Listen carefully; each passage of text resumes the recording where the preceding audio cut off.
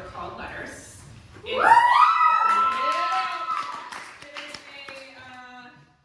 farewell to a D&D campaign I was playing in for 3.5 years. And content warning, the second scene has a depiction of a past toxic relationship, very bad, very abusive. If you need to exit for that, the door's right there. You're more than welcome to. You can come right back on in after that scene. It could be someone else coming in the door. Without further ado, I present my show to you.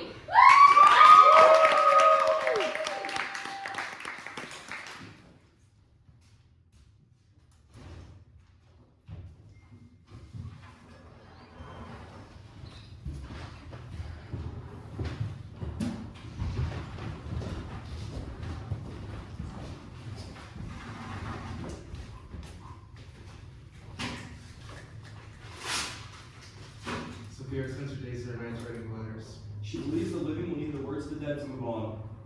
She's not wrong. It's not her fault she's going to die soon. She doesn't want to leave us without closure. This is something she should have considered a lifetime ago. It's not too late. The deal can still be reversed. Her life can still be spared. You can't give up on her so easily. She's been like this for she's been this way for ages though. That's my fault. Although it has gotten worse in recent months. It doesn't mean it's our responsibility to talk her through it all. It doesn't mean it's not something she needs to hear. It doesn't mean you owe her any forgiveness.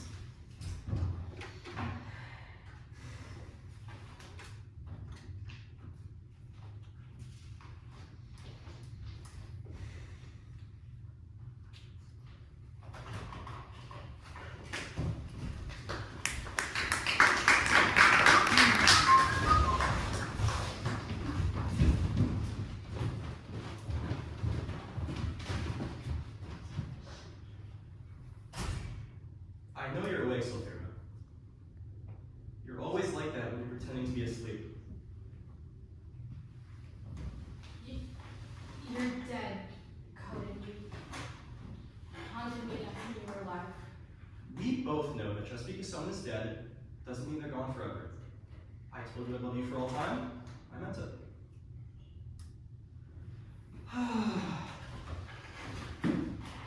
I was going to come find you, you know.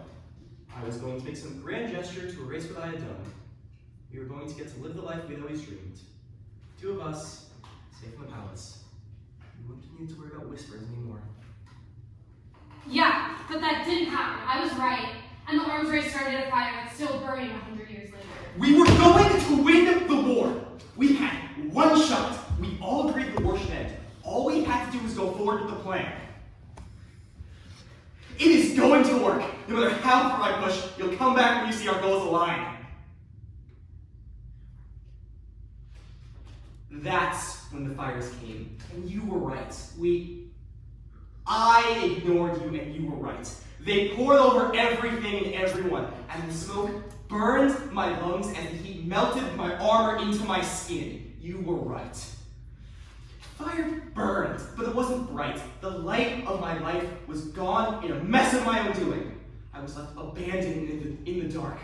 Fire burned cold. You were gone. I sacrificed you. I sacrificed actual fucking love for a meager chance at approval from a man who refused to give me the time of day. Where's the honor in sacrificing love for a chance at approval?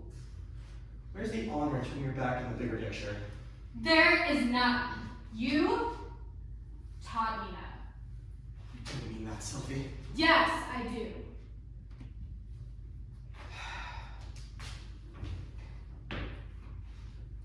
Sophia, when were you going to tell me we had a son?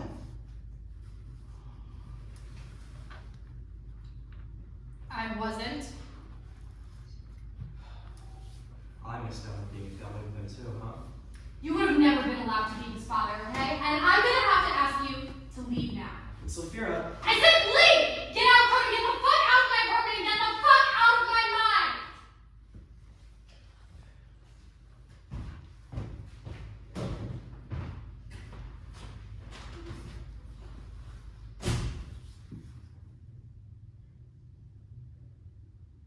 I said go away! Still, it's me. Oh, I'm sorry, Pharrell. Come in.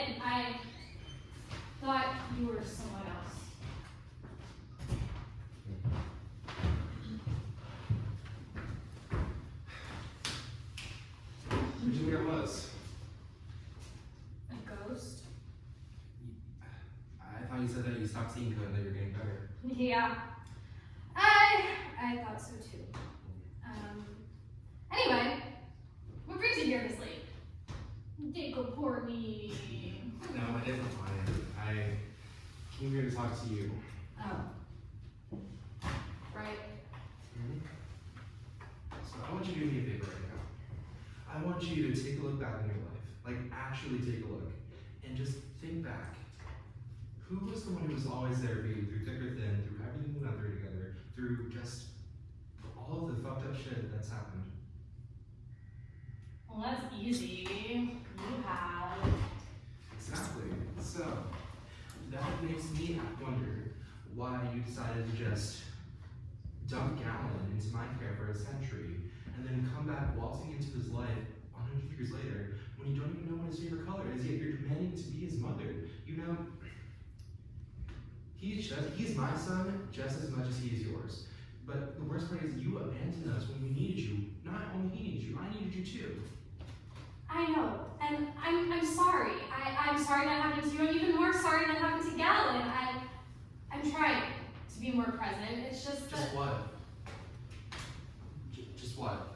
You say you're trying to be more present, yet you're pulling shit like this, like writing these goodbye letters, like a goodbye letter that's so fucking cliche. Listen. You might not be here when I die, okay? And if the band of assholes that I work with is the only thing that everyone relies on to save the world, what if we fail? What if the world once again goes up in smoke? Well, you know throughout the fire before, right? Everybody has, and yet you are once again just acting like you were the only one on this journey of like trying to do your fucked up God-saving hero shit. But in the midst of this, you're just completely abandoning people that you love again. Like, think about it. You're engaged to Lucius now, right? Are you good present around him? Because you're certainly not around me. I'm sorry, okay? I'm trying, but I can't do this to you, okay? It's on me if the world goes up in flames again. Like I said, I started the fire before, okay? You can handle it. I just need you to just try to be more present in however long we have left together, okay? Just try. Okay. You'll take my advice for once. Try my best. That's all I want to hear.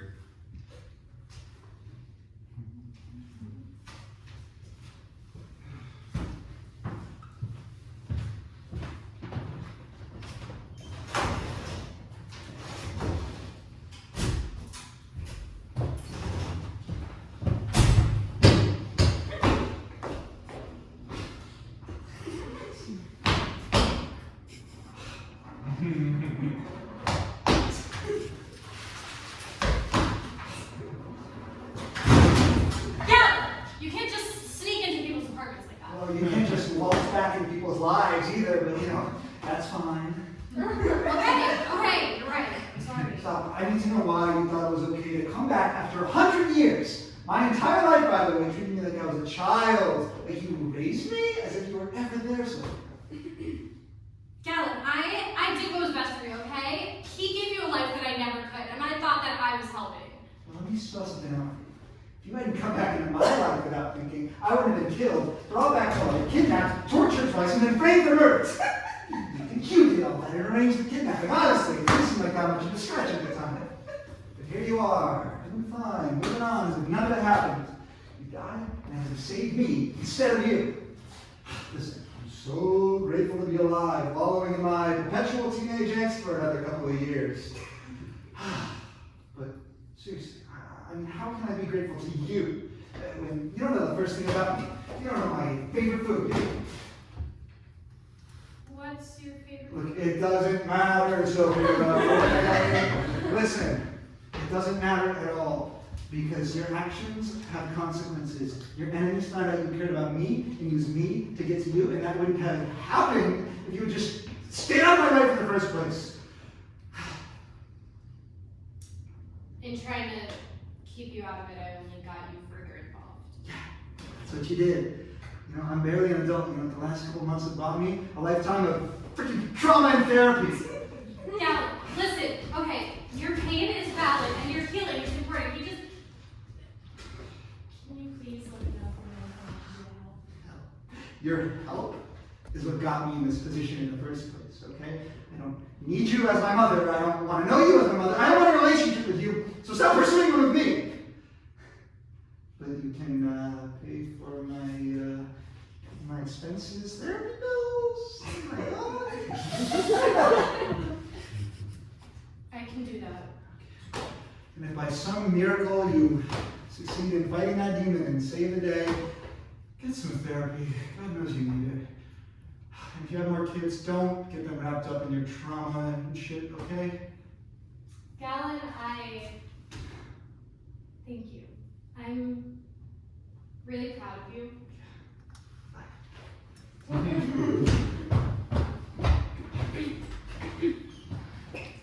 Didn't become you, Mom. Became so much fucking worse.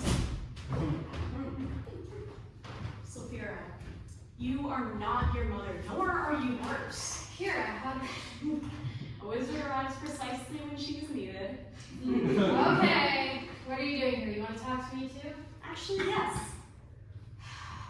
Why the fuck does everyone want to talk to me today? Why are you writing so many letters? Yeah, that's what I thought. We deserve better. I'm sorry. Okay. Thinking exercise time, Sophia. You saved my life. Why? I mean, because even if I knew that that wasn't you inside that demon, I love you and You do? duh. But just like everyone else, I abandoned you. You didn't abandon me. You were doing what you had to survive. I was doing what I thought I had to make things better, but I took it too far. And I'm sorry, but you knew it wasn't me. When everyone else just wrote me off as having health issues, you were so beautifully stubborn. And you looked beneath and you knew it wasn't me. I mean, thanks to you, that demon is no longer one step closer to destroying our world. He used me to kill you and your son, but yet you knew it wasn't me. And you fought to help get rid of him and to atone for me summoning him in the first place, and that is so much more than anyone else has ever done for me. Thank you. I mean, now thanks to you, I get to have a life again. Family, friends, research, and I'm really grateful. Seems like you're one of the only people I haven't hurt. I know how that feels. But look, you can't stay with those feelings or else you're gonna hurt somebody else. You'll never break the chain, but you've shown me that it can be done, it can be broken, you just have to do it. You know you're one of my best friends, right? Oh, besides Pharrell, of course. Oh, of course. I love you. And don't think you're doing this without me. Okay. Bye. Bye. For now.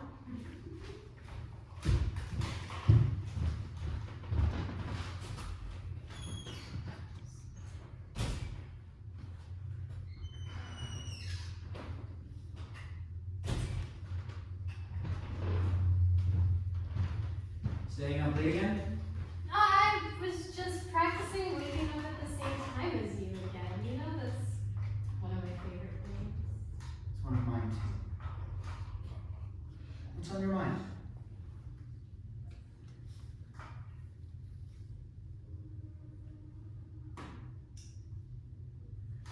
I don't want to die, okay? I like being here, and I like being alive with you. I love the fact that neither of us can cook, and I love playing with your hair when you wake up in the morning. Sophia, we can find a way around this. You were never one to accept the fate someone else laid out for you, mortal or God. So, why do you resign yourself to the limits you believe the goddess of death has placed upon you? Because there's nothing I can do. I mean, I shouldn't even be here in the first place. My life for Gavin's. He's the one who needs to be able to live his own life and get to be his own person. And what about you? Your life was just begun in so many ways. You're just starting to let yourself be happy. I know, but There's no but about it. You're a fighter. You refuse to let anyone dictate when you're done. You can't keep sacrificing yourself like this. You're the one who proposed. That means you have hope buried deep in you, even if you don't recognize it. You know, like me, that the world is better with you in it. So yeah, you fucked up. But you've been trying to make things right. You've been showing everyone and yourself that you're not the same person. But only you can take that leap of faith. No one can force you to do that. I can't beat her, Lucius. I am going to die in a few weeks. Do you trust me? What? I said, do you trust me? Yeah. Then will you focus on saving the world? Let me focus on getting you home, safe and sound, okay? You know, you're like super hot when you're trying to say things. So Okay, I'm sorry, bad timing. I'll figure out how to save the world when you work on it every week. Good. I love you. Love you. Oh. Lucius, wait. Thank you for not giving up on me. Of course.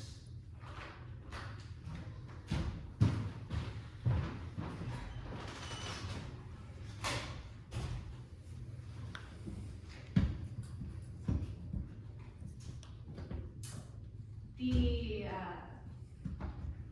hardest part? Giving yourself permission to heal when you've fucked up so many times. It doesn't seem like there's a way back, and when you've been hurt by so many people, it's hard to let anyone in again. When the weight of the world rests on your shoulders, you can't give up. You have to keep going. You must heal. My thoughts, my actions, my consequences can't be changed, but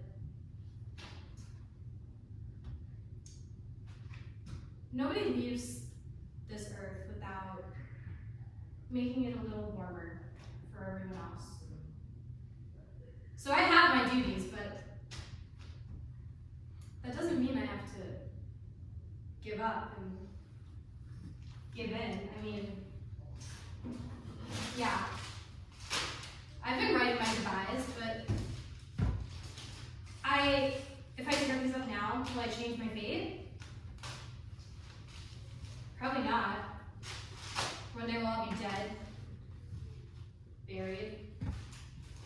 Our souls will be adrift like raven's feathers in the wind. But what the hell? Today I get more time.